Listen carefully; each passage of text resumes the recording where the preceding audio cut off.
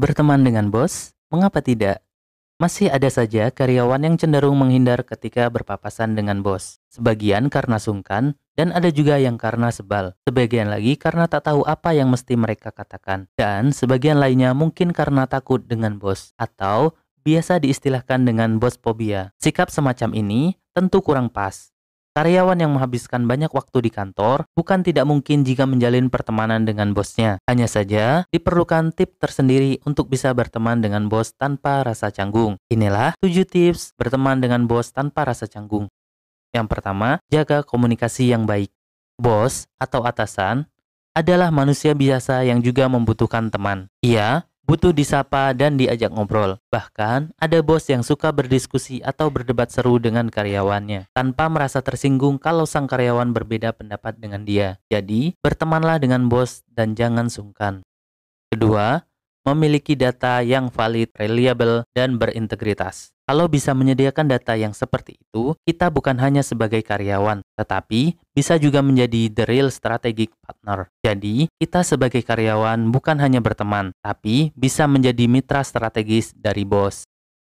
Ketiga, jadilah pribadi terdepan. Bos bisa saja keliru dan tidak selalu menjadi orang yang serba tahu. Ini bisa terkait dengan urusan pekerjaan atau hal-hal lainnya. Kalau kita punya data atau informasi yang lebih dibanding bos, berbagilah. Hanya perlu diingat, data atau informasi harus valid, reliable, dan berintegritas. Lalu, bila mana di depan umum, biarlah bos yang mengungkapkan data dan informasi tersebut. Kita sebaiknya jangan memperlihatkan diri bahwa kita lebih tahu dari bos. Sebab disitulah makna dari ungkapan who the boss.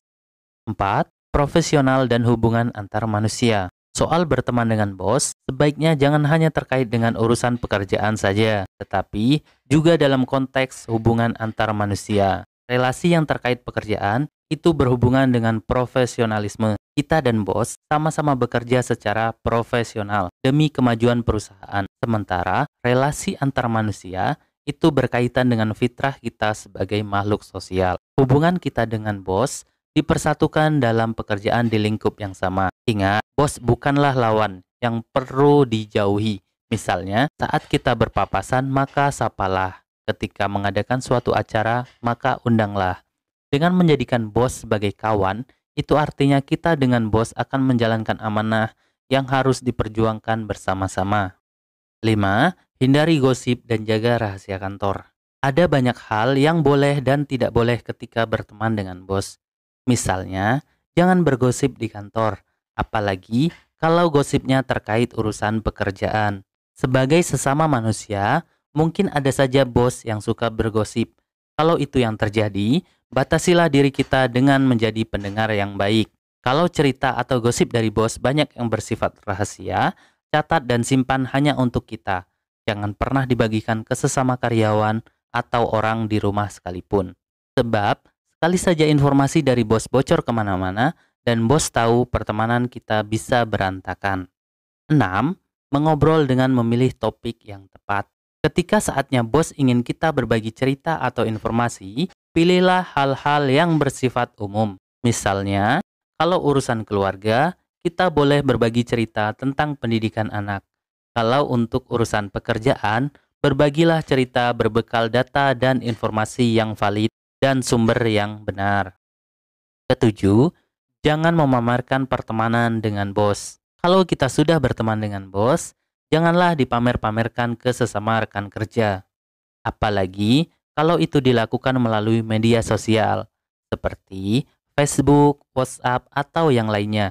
Misalnya, sengaja memasang foto ketika makan siang bersama dengan bos. Bukan saja hal tersebut sama sekali tidak perlu, tetapi kalau kita lakukan malah akan mengundang fitnah dari rekan kerja yang lain. Meski begitu, kita juga tak perlu terkesan menyembunyikan hubungan pertemanan tersebut. Langkah semacam ini juga akan mengundang kecurigaan. Jadi, bertemanlah dengan bos secara wajar dan natural, sama seperti kita berteman dengan sesama rekan kerja yang lainnya.